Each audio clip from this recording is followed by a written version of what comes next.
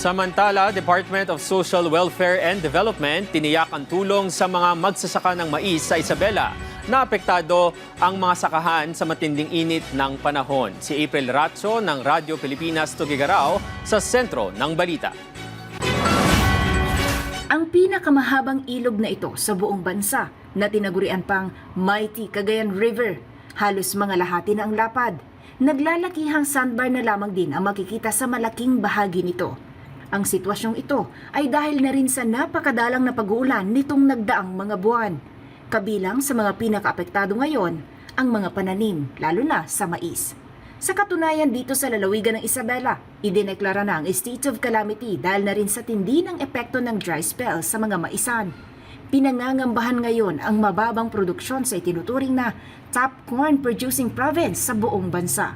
Sa pagtaya ng Provincial Agriculturist Office, maaaring umabot sa hanggang 80% ang mawawalang kita sa mga apektadong magsasaka na katumbas ng hindi bababa sa 2.3 billion pesos na halaga ng pinsala ngayong cropping season.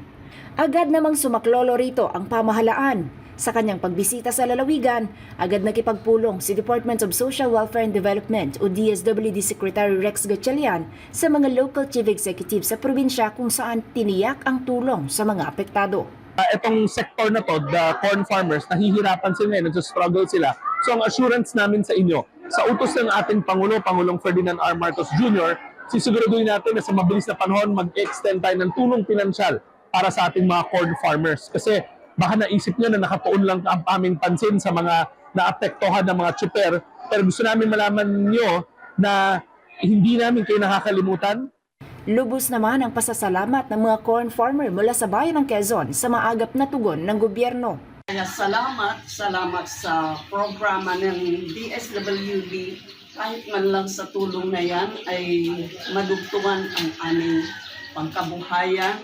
Maraming salamat sa tulong ng gobyerno sa amin dito sa Isabela.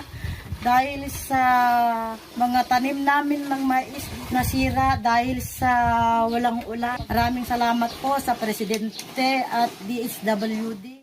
Samantala, bukod sa mga pananim, nagpaalala rin ang pag-asa sa publiko dahil sa inaasahan pang mas matinding init ng panahon na magpapataas palalo sa heat index o damang init ng katawan sa mga susunod na buwan. Mula rito sa Isabela para sa Integrated State Media, April Ratso ng Radyo Pilipinas, Radyo Publiko.